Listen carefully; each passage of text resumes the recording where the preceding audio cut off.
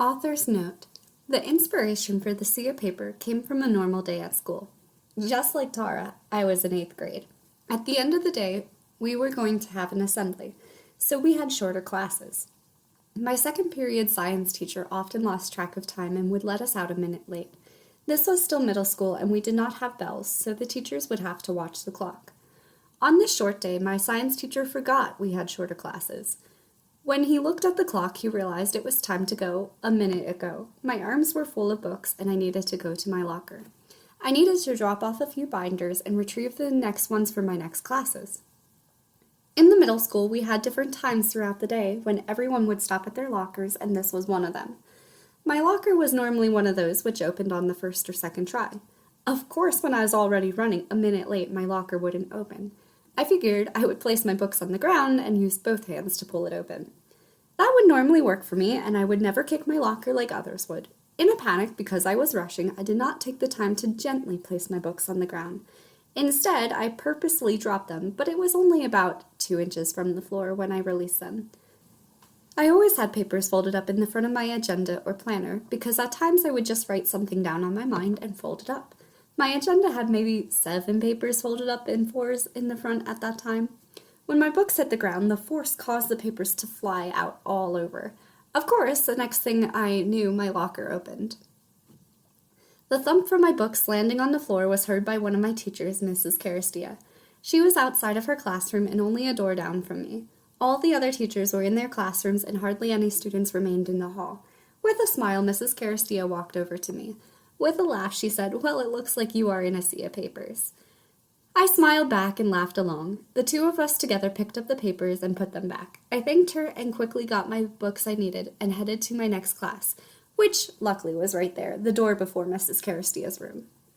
I felt so embarrassed at the whole scene, but it gave me an idea for the sea of paper. In fact, in my next class, we had a little bit of spare time, and I took out a piece of paper. I wrote down all my ideas I had for the sea of paper. I took that paper and folded it up and placed it in my agenda. I never learned my lesson. I still do it, and every now and then my agenda slides off of my desk and the papers spill out. I may complain in that moment, but really I like when they fall because I will always think of this time. Sometimes I will even mumble, "Looks like I'm in the sea of paper again." That night, when I got home from school, I took out a piece of paper and a pen and began writing the sea of paper. First, as I often do, I handwrote the whole book, or I should say a really rough draft. I finished the handwritten copy of it in January 2015. At that point, I was anxious to get it typed and had it all done also in January. I wrote over it and found places where I could cut a scene, replace it, or add a part. I probably revised it a million times, not exaggerating, and each time I told myself I was only looking for grammar errors, but I would end up adding a few thousand words each time. Let me put that into perspective, because I have all the older drafts.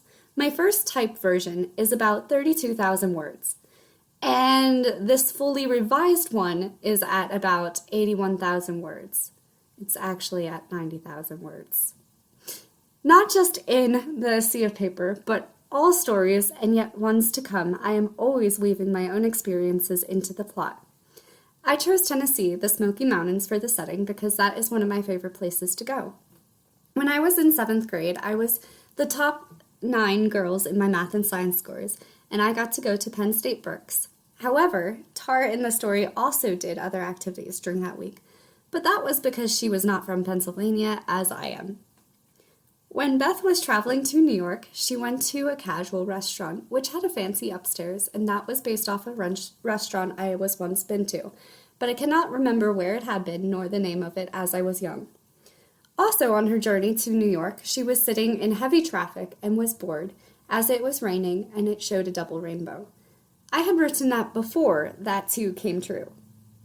We were driving back from Tennessee the summer of 2016, and we hit a lot of traffic. I timed it, and we were in it for over an hour, not quite 2 hours. It was drizzling, and then it began to rain harder. I glanced out the window and saw a double rainbow stretched across the sky, just as Beth had. That same trip to Tennessee was when my great uncle, who does drive a bus, cracked the taillight of the vehicle on the railing of the hotel. From then, as in the story, we did call him Bumper Boy. As I already said, I wrote this back in 2014 and 2015, and by no means did I know then there would actually be a fire on the Great Smoky Mountains of Tennessee. I want to point out that part of the story was written before the real fire happened, and the real fire took place in 2016, was far worse than the one I created. Throughout the story, the characters were constantly saying, "Enjoy the lake." Well, that too came from an experience of mine. I was in 10th grade and walked into my English class. Other students started filtering in, and one cried, "Man, it stinks in here like rotten fish." More started complaining about the terrible stench lingering, which was likely released from the heating unit. I did not mind the smell, and thought it smelled rather pleasant. To these students who had insisted it smelled like dead fish, I told them when they go fishing not to focus on the dead lurking in the water, but the beauty in the lake and the forest surrounding it. I told him to try smelling the good smells over the awful, and to enjoy the lake, meaning be positive and look beyond the bad. When I first began writing, I knew what basic the story would be, but had no idea what would be in the middle. One day, as I was sitting writing the handwritten copy, I had an idea to make a second one, and had all of these new ideas. It was then I decided the Sea of Paper would become a series. All before this point, I was going to have it be only one book. Before you read the second novel, please read the short stories, because they contain a ton of backstory to some characters such as Mrs. Melody that is necessary to know for future stories. And so the adventure continues.